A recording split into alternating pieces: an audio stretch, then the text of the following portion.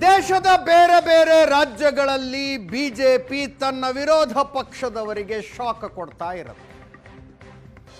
ಅವರ ಶಾಸಕರುಗಳಿಂದ ಅಡ್ಡ ಮತದಾನ, ದಳ ಬದಲಾವಣೆ, ಸಂಸದರುಗಳಿಂದ ನಿಷ್ಠೆ ಬದಲಾವಣೆ ಎಲ್ಲ ನಡೀತಾ ಇರುತ್ತೆ. ಕರ್ನಾಟಕದಲ್ಲಿ ಅದಕ್ಕೆ ಉಲ್ಟಾ ನಡೆಯೋದು. ಕರ್ನಾಟಕದಲ್ಲಿ ಉಲ್ಟಾ. ದೇಶದ ಬೇರೆ ಬೇರೆ ರಾಜ್ಯಗಳಲ್ಲಿ ಬಿಜೆಪಿಯವರು ಬೇರೆ ಬೇರೆ ವಿರೋಧ ಪಕ್ಷಗಳಿಗೆ ಶಾಕ್ ಕೊಟ್ಟರೆ, ಕರ್ನಾಟಕದಲ್ಲಿ ಕಾಂಗ್ರೆಸ್ಸೇ ಬಿಜೆಪಿಗೆ ಶಾಕ್ ಕೊಡೋದು. ನೆನ್ನೆಯ ಅಡ್ಡ ಮತದಾನ 11 ಶಾಸಕರು ಮೈತ್ರಿ ಪಕ್ಷಗಳು ಎರಡೂ ಸೇರಿ 11 ಜನ ಕ್ರಾಸ್ ಔಟ್ ಮಾಡಿದ್ದಾರೆ.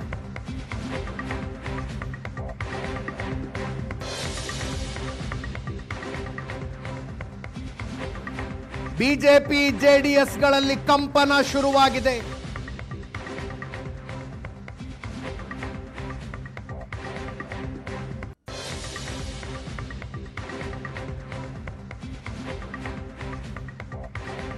ಕ್ರಾಸ್ ಔಟ್ ಮಾಡಿದ ಶಾಸಕರನ್ನ ಪತ್ತೆ ಹಚ್ಚುತ್ತಾರಂತೆ.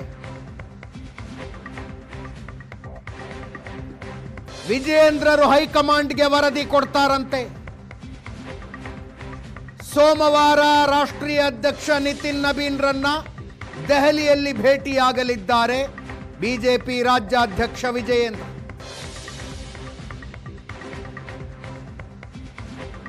ಅಡ್ಡ ಮತದಾನ ಮಾಡಿದವರ ಹೆಸರು ಸಮೇತ ವರದಿ ಕೊಡ್ತಾರಂತೆ.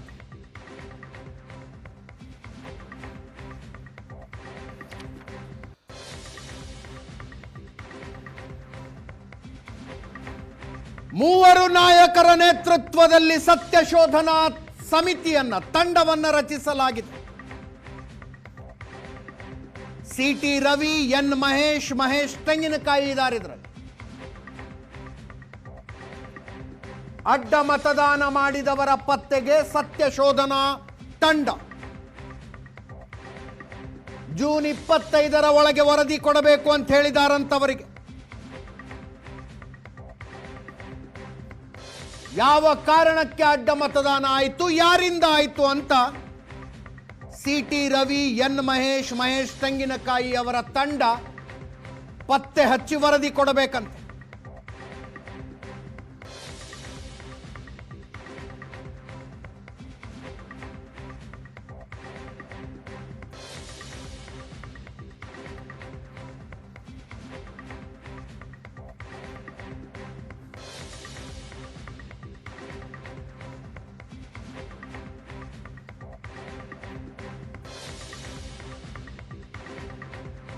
ವಿಜಯೇಂದ್ರ ಅವರು ಈ ಅಡ್ಡ ಮತದಾನದ ಬಗ್ಗೆ ಸಿಟ್ಟಾಗಿದ್ದಾರೆ. ಆಕ್ರೋಶಗೊಂಡು ಮಾತಾಡಿದ್ದಾರೆ. ನಾನು ಯಡಿಯೂರಪ್ಪ ಮಗ ಓಡಿ ಹೋಗೋದಿಲ್ಲ ಅಂದಿದ್ದಾರೆ. ವಿಜಯೇಂದ್ರರ ಹೇಳಿಕೆ ಇದು, ನಾನು ಯಡಿಯೂರಪ್ಪ ಮಗ ಓಡಿ ಹೋಗೋದಿಲ್ಲ ಅಂತ.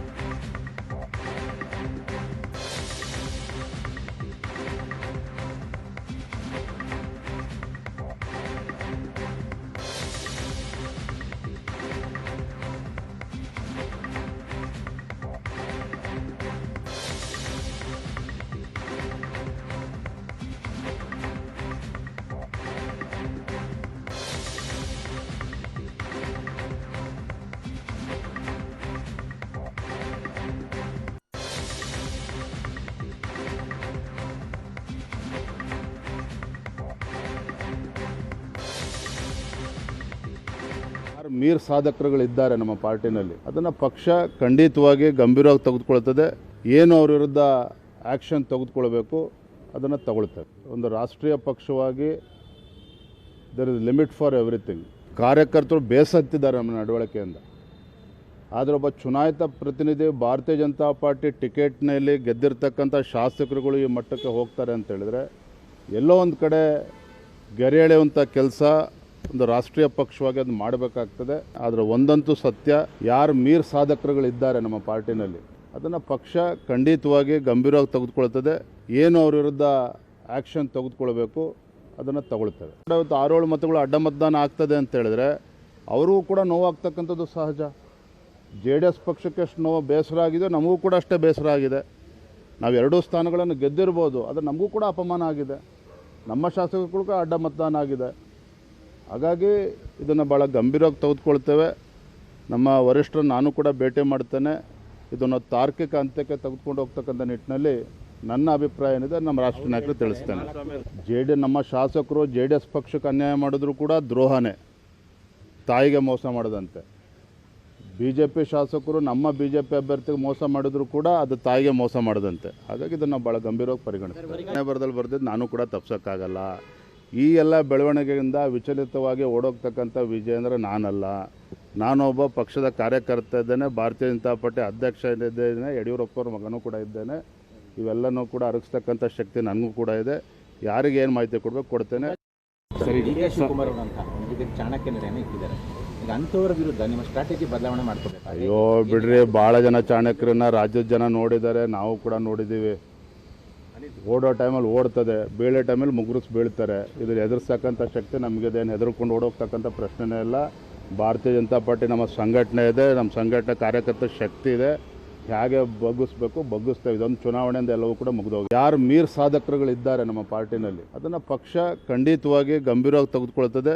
ಏನು ಅವ್ರ ವಿರುದ್ಧ ಆ್ಯಕ್ಷನ್ ತೆಗೆದುಕೊಳ್ಬೇಕು ಅದನ್ನು ತಗೊಳ್ತೇವೆ. ಬಹುಶಃ ಇವತ್ತು ಅಥವಾ ಸೋಮವಾರ ಯಾವಾಗ ಸಮಯವನ್ನು ಕೊಡ್ತಾರೆ ನಾನು ಅವ್ರನ್ನ ಭೇಟಿ ಮಾಡಿ, ರಾಷ್ಟ್ರೀಯ ಅಧ್ಯಕ್ಷನ ಭೇಟಿ ಮಾಡಿ ಸಂಪೂರ್ಣವಾಗಿ ವಿವರಣೆಯನ್ನು ನೀಡುವಂಥ ಕೆಲಸ ನಾನು ಮಾಡ್ತೇನೆ. ಆದರೆ ಒಂದಂತೂ ಸತ್ಯ, ಯಾರು ಮೀರ್ ಸಾಧಕರುಗಳಿದ್ದಾರೆ ನಮ್ಮ ಪಾರ್ಟಿನಲ್ಲಿ ಅದನ್ನು ಪಕ್ಷ ಖಂಡಿತವಾಗಿ ಗಂಭೀರವಾಗಿ ತೆಗೆದುಕೊಳ್ತದೆ.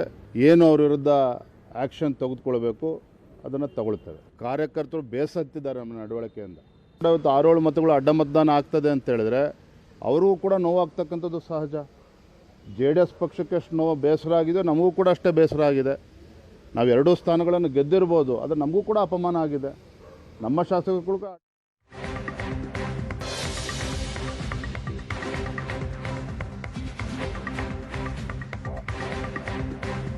ಈ ನಡುವೆ ವಿಪಕ್ಷ ನಾಯಕ ಅಶೋಕ್ ಅವರನ್ನ ಅವರ ಜಯನಗರದ ಕಚೇರಿಯಲ್ಲಿ ಭೇಟಿಯಾಗಿ ವಿಜಯೇಂದ್ರ ಅವರು ಚರ್ಚೆ ನಡೆಸಿದರು.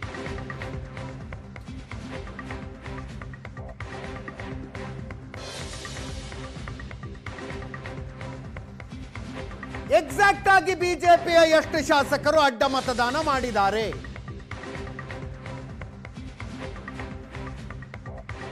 ಇಲ್ಲಿ ಬಿಜೆಪಿಯ ಶಾಸಕರುಗಳು ಬಿಜೆಪಿ ಅಭ್ಯರ್ಥಿಗಳಿಗಷ್ಟೇ ಮತ ಹಾಕಬೇಕು ಅಂತಿದ್ದಿದ್ರೆ ಗೊತ್ತಾಗಿರೋದು ಕರೆಕ್ಟ್ ಸಂಖ್ಯೆ. 4 ಜನ JDSಗೆ ವೋಟ್ ಹಾಕಬೇಕಾಗಿತ್ತು, ಗೋವಿಂದರಾಜು ಅವರಿಗೆ ವೋಟ್ ಹಾಕಬೇಕಾಗಿತ್ತು.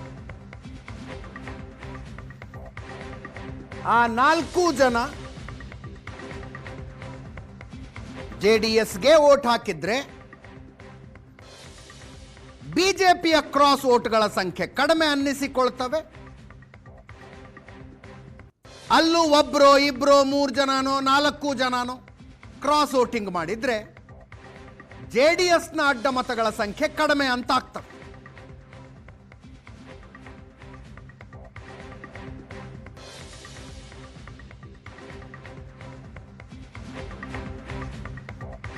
ಮೂವರು ಬಿಜೆಪಿ ಶಾಸಕರು ಕಾಂಗ್ರೆಸ್ ಪರ ಅಡ್ಡ ಮತದಾನ ಮಾಡಿದ್ದಾರೆ ಅಂತ ವಿಜಯೇಂದ್ರ ಅವರು ಹೇಳೋದು.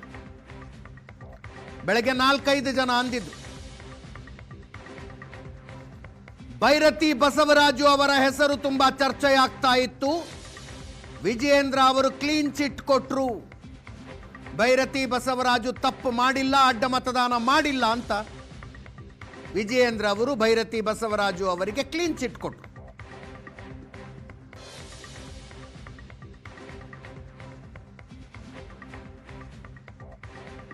ನಿನ್ನೆ ಮತದಾನ ಆದಂಥ ಸಂದರ್ಭದಲ್ಲಿ JDS ಪಕ್ಷದಿಂದನೂ ಕೂಡ 6-7 ಅಡ್ಡ ಮತದಾನಗಳಾಗಿದ್ದಾವೆ.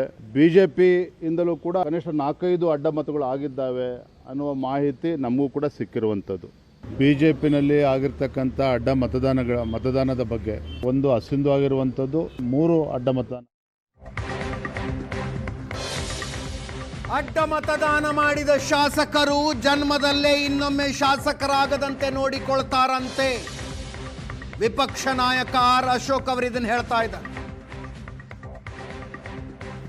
ಊರಿಗೆ ಬಂದವಳು ನೀರಿಗೆ ಬರಲೇಬೇಕು ಅಂದ್ರು ಅಶೋಕ್.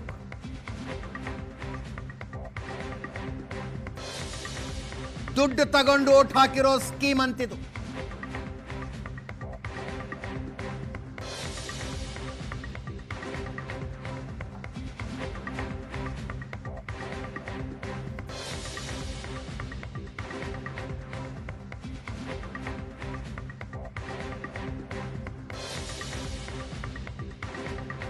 ಯಾರ್ಯಾರ ಕೈವಾಡ ಇದೆ ಇವೆಲ್ಲನೂ ಕೂಡ ಬಯಲಿಗೆ ಬಂದೇ ಬರ್ತದೆ. ರಾತ್ರಿ ನಾನು ಸುಮಾರು ರಾತ್ರಿ 8 ಗಂಟೆಯಲ್ಲಿ ಅವ್ರ ಜೊತೆ ಚರ್ಚೆ ಮಾಡಿದ್ರಿ. ಅವರು ಕೂಡ ಆಘಾತ ವ್ಯಕ್ತ ಮಾಡಿದ್ರು. ಇದೊಂದು ಪಾಠ ನಮಗೆಲ್ಲರಿಗೂ ಅನ್ನೊಂದು ಮಾತನ್ನು ಹೇಳಿದ್ದಾರೆ ಅವರು ಕೂಡ. ಅದರಿಂದ ಅಧಿಕಾರ ಇದೆ, ಹಣ ಇದೆ ಅವ್ರ ಹತ್ರ, ಈ ಕೆಲಸವನ್ನು ಮಾಡಿದ್ದಾರೆ. ಸೊ ಇದಕ್ಕೆ ಸರಿಯಾದಂಥ ಪ್ರತ್ಯುತ್ತರಗಳನ್ನು ಕೊಡೋಣ ಅನ್ನೋ ಮಾತನ್ನು ಕುಮಾರಸ್ವಾಮಿಯವರು ಹೇಳಿದ್ದಾರೆ. ಆ ದೃಷ್ಟಿಯಿಂದ ನಾನು ಯಾವುದೇ ಕಾರಣಕ್ಕೂ JDS ಇಂದ ಆಯಿತು BJPಯಿಂದ ಆಯಿತು ಅಂತ ನಾನು ಹೇಳಲ್ಲ. ಎರಡೂ NDAನೇ. ನಮ್ಮ 3 ಅಭ್ಯರ್ಥಿಗಳು NDA ಅಭ್ಯರ್ಥಿಗಳು. ಅದರಲ್ಲಿ ಒಂದು ಸೋತಿದೆ. ಅದರಿಂದ ಎಲ್ಲಿ ತಪ್ಪಾಗಿದೆ, ಯಾರು ತಪ್ಪಾಗಿದೆ, ಮೋಸ ಮಾಡಿರೋರು ಯಾರು, ಇದು ಚರ್ಚೆ ಮಾಡ್ತಾ ಇದ್ದೀರಿ. ಅದಕ್ಕೆ ಸರಿಯಾದಂಥ ಪಾಠ ಇನ್ನು ಅವರು ಜನ್ಮದಲ್ಲಿ ಯಾರು ವೋಟ್ ಮಾಡಿದಾರೋ ಗೊತ್ತಾಗುತ್ತೆ. ಅವ್ರ ಜನ್ಮದಲ್ಲಿ ನಮ್ಮೆಲ್ಲೇ ಆಗ್ದಂಗೆ ಏನು ಬೇಕೋ ನೋಡ್ಕೊಳೋ ಅಂತ ವ್ಯವಸ್ಥೆ ಮಾಡ್ತೀವಿ. ಅಲ್ಲ 100% ಯಾರು ಮತದಾನ ಅಡ್ಡ ಮತದಾನ ಆಗ್ತಾರೆ ಅಂತ ಈಗಾಗಲೇ ಬರ್ತಾ ಇದೆ, ನಮ್ಮ ಮಾಹಿತಿಗಳೆಲ್ಲ ಬರ್ತಾ ಇದೆ. ನಾವು ಯಾರ್ಯಾರು ಮಾತಾಡಿದ್ರಿ, ಅವ್ರ ಊರಲ್ಲಿದ್ರ ಇಲ್ವಾ, ಎಲ್ಲಿದ್ದರು, ಅವ್ರಿಗೆ ಯಾರ್ಯಾರು ಫೋನ್ ಮಾಡಿದರು, ಇವೆಲ್ಲನೂ ಕೂಡ ಮಾಹಿತಿಗಳು ಬರ್ತಾ ಇದೆ. ಆದ್ದರಿಂದ CT ರವಿ ನೇತೃತ್ವದಲ್ಲಿ ಇವತ್ತು ಸಮಿತಿ ನೇಮಕ ಮಾಡಿದ್ರಿ. ಅಲ್ಲಿ ಸತ್ಯ ಸಂಗತಿ ಹೊರಗಡೆ ಬರ್ತದೆ. ಅದಾದಮೇಲೆ